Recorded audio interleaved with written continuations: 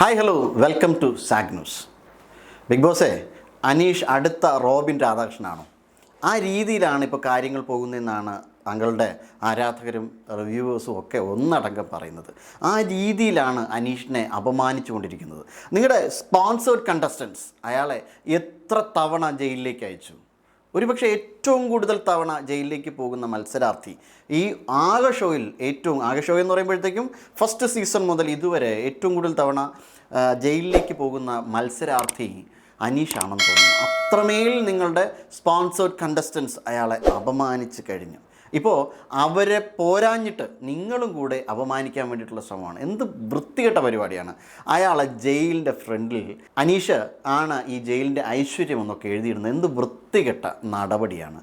ഒരു ഷോയിൽ പാലിക്കേണ്ട ഒരു മിനിമം മനുഷ്യാവകാശ ബോധമെങ്കിലും ബിഗ് ബോസിന് ഉണ്ടാകേണ്ടതല്ലേ? റോബിൻ രാധാകൃഷ്ണനെ ഇതേ രീതിയിലല്ലേ നിങ്ങൾ പുകച്ച് പുറത്ത് ചാടിച്ചത്?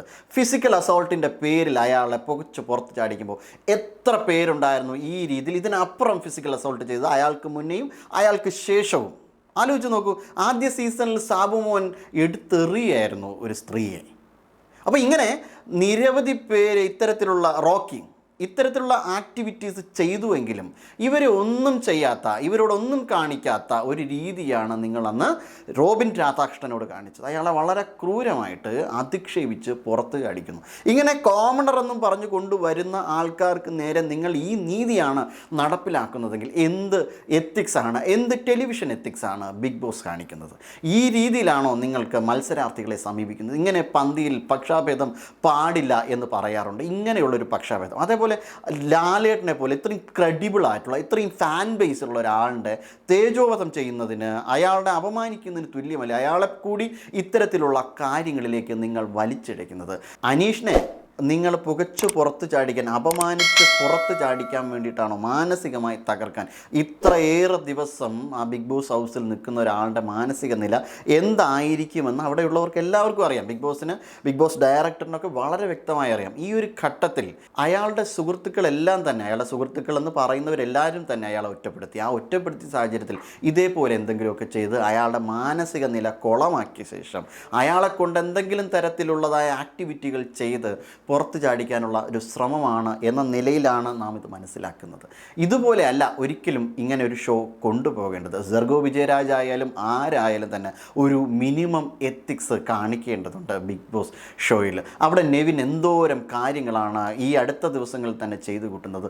അത്രയധികം സ്ത്രീ വിരുദ്ധമായിട്ടുള്ള, അത്രയധികം മനുഷ്യത്വ വിരുദ്ധമായിട്ടുള്ള, മെയിൽ ഷോവനിസ്റ്റിക് ആയിട്ടുള്ള എത്രയോ ആറ്റിറ്റ്യൂഡുകൾ അവിടെയുള്ള പലരും കാണിച്ചിട്ടുണ്ട്. നിങ്ങളൊന്ന് നോക്കൂ, ഷാനവാസിനെ കുറിച്ച് എത്രയോ തവണ മറ്റ് മത്സരാർത്ഥികളുടെ തന്തയ്ക്ക് വിളിക്കുന്ന സമീപനം ഷാനവാസ് കാണിച്ചു. നിങ്ങൾ എത്ര തവണ ഷാനവാസിനെ ജയിലിലേക്ക് അയച്ചു?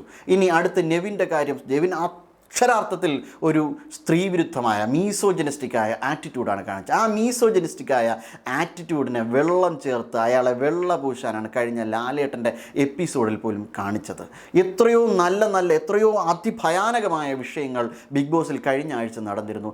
ഏതെങ്കിലും ഒരു കാര്യം അഡ്രസ്സ് ചെയ്യാനെങ്കിലും ലാലേട്ടനെ കൊണ്ട് നിങ്ങൾ തയ്യാറാക്കിയോ? ലാലേട്ടനെ സമ്മതിച്ചോ? ഇതൊന്നും നിങ്ങൾ ചെയ്തില്ല. അതിനുമപ്പുറം എത്രയോ തവണ അടിച്ചുമാറ്റൽ ശ്രമങ്ങൾ അവിടെ നടന്നു. ആര്യനല്ലേ കോയിൻ അടിച്ചു മാറ്റിയത്? ആര്യൻ കോയിൻ അടിച്ചു മാറ്റിയതിനെ പറ്റിയിട്ട് എന്തെങ്കിലും ഒരു പരാമർശം അവിടെ ഉണ്ടായോ?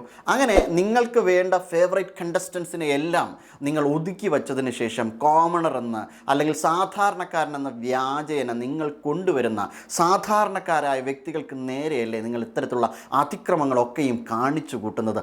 അവരെ അപമാനിച്ചാൽ സാധാരണ ജനത്തിന് വേദനിക്കില്ലെന്നാണോ? അല്ലെങ്കിൽ സാധാരണ ഓഡിയൻസ് ആയിട്ടുള്ള ആൾക്കാർക്ക് വേദനിക്കുന്നില്ല എന്നാണോ നിങ്ങൾ പറയുന്നത്? എങ്കിൽ നിങ്ങൾ ഏറ്റവും ദയനീയമായ, ഏറ്റവും മനുഷ്യത്വ വിരുദ്ധമായ രീതിയിലാണ് ഈ ഷോ കൊണ്ടുപോകുന്നത് എന്ന് പറയേണ്ടി വരും. Zag news, Thiruvananthapuram. നേരിന്റെ വാർത്തകൾ നിങ്ങളുടെ വിരൽത്തുമ്പിലെത്താനായി സാഗ് ന്യൂസ് ചാനൽ സബ്സ്ക്രൈബ് ചെയ്തും ഷെയർ ചെയ്തും ഒരു ശരിയായ മാധ്യമ നിലപാടിനൊപ്പം നിൽക്കാൻ ഞങ്ങൾ നിങ്ങളെ ക്ഷണിക്കുന്നു.